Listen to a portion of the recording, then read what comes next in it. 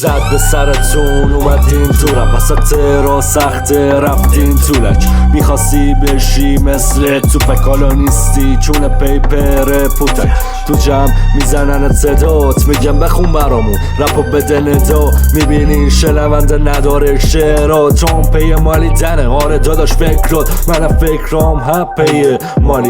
مالیدن کلمه به هم تو تکست میری رو بیت میبینی آره توشه مثل همین موزیک لیول بالا توپه سپا میزنه آلفا منفجر میشه تو ذهنت تو پدادا با جمع کنی تو مارکت کارات میخرمت با یه کالار یا کالا برا من داداشم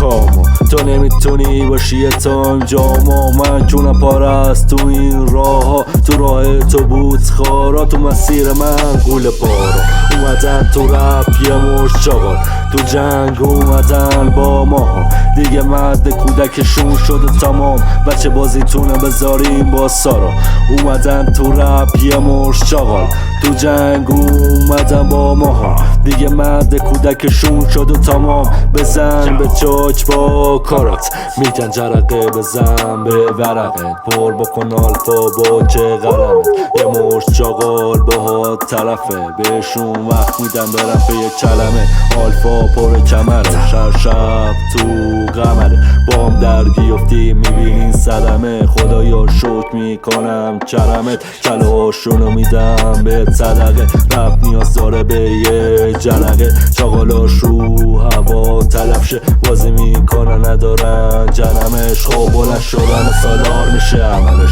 اینجا رپ فارس اینجا مالیدن امثال شماها رو گاییدن فکرش اینه زیر پول خوابیدن یا زیر من ندارم کاریتن حال خوشحالی ات بزن باریتن